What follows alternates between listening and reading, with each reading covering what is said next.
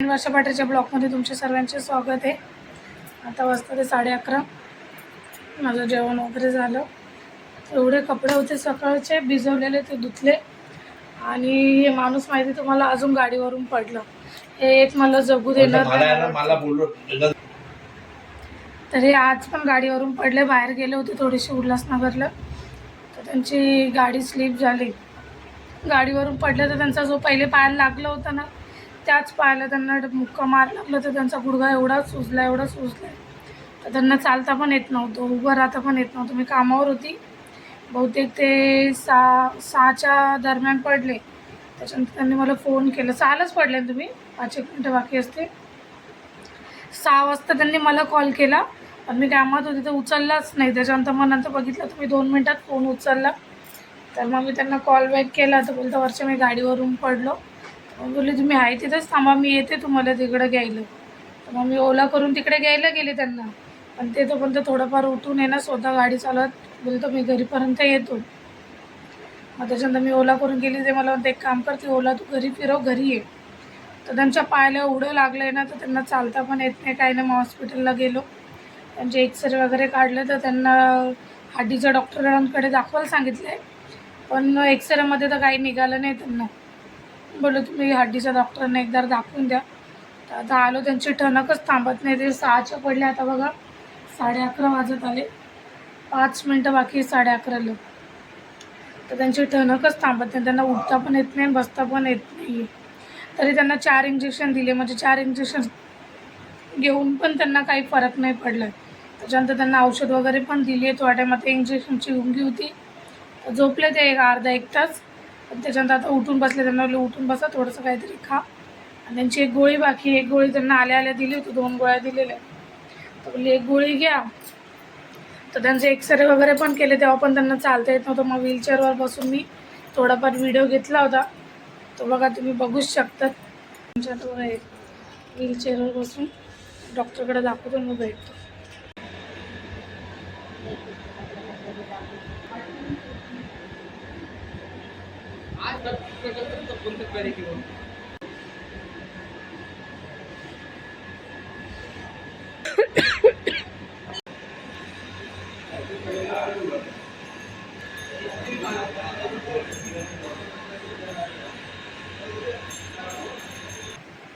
आणि आम्ही तिथं वेट करत होतो, कारण की यांना एक्सरेसाठी आमचा नंबर थांबला होता, 2 नंबर 3 नंबर होतं। त्याच्यानंतर त्यांचे एक्सरे वगैरे काढले, तर एक्सरे तर काही निघालं नाही, पण त्यांना हड्डीच्या डॉक्टरांकडे दाखवायला लावले। त्यांना मुक्का मार भरपूर जोळा बसला, त्यांचा गुडघा दाखवतो तुम्हाला, थांबा।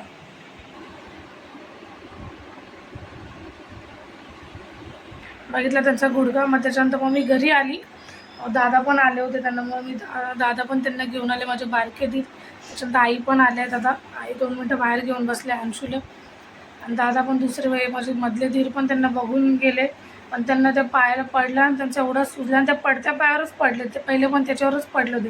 काय माहीत कोणाची पनोती लागली आमच्या मागं, दलिंदर सारखी।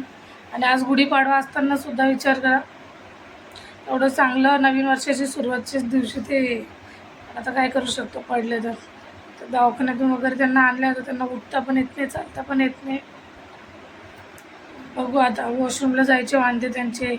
त्यांचा पाय आहे ना, हड्डी ते म्हणतात माझी हड्डीवरच्या हड्डीतून आवाज येतोय, हड्डीतून आवाज येतोय, पण त्यांना गुडघ्याच्या वरती एकदम मोठं असं सुजलं आहे त्यांचं। काय करू शकतो आता। आता त्यांची एक गोळी बाकी, त्यांना जेवायला देते, ती एक गोळी घेतील, मग बघते किती बरं वाटतं किती नाही। तर माणसाच्या मागं काय माहीत काय पनोती लागली, वैताग आला आहे। आता माहिती आहे 2 वर्षाला त्यांचं आजार पण बघून बघून वैताग आला आहे। काय करू शकतो आता, त्यांना तेवढं तळमळत होते ते, टाका मारून टाका मला, असं बोललो आम्ही तुम्हाला, टाकला मारू। बघितलं, एवढं करून पण तुम्हाला फायदा नाही आहे। उलटच बोलतात तुम्ही, माहिती नाही मी माणसाला, सरळ उत्तर कधीच देत नाही तुम्ही। बघितलं, बोलता तुम्ही मला कंटाळा आलाय, तरी कसं यांना नेहमी सांगितलं कशाचंच टेन्शन नाही, यांना नको पैशा पाण्याचं घ्या, काय घ्या, बोलली मी कामावर उभी आहे सर्व। आता त्यांना भूक लागली, व्हिडिओ काढायला घेतला, बोलता भूक लागली मला जेवायला वाट, तरी काय माहीत कशाचं काय गरज होती। 2दार झाला असं, 2दार उल्हासनगरमध्येच पडले ते. 2दा उल्हासनगरला गेले, 2दा उल्हासनगरला पडले.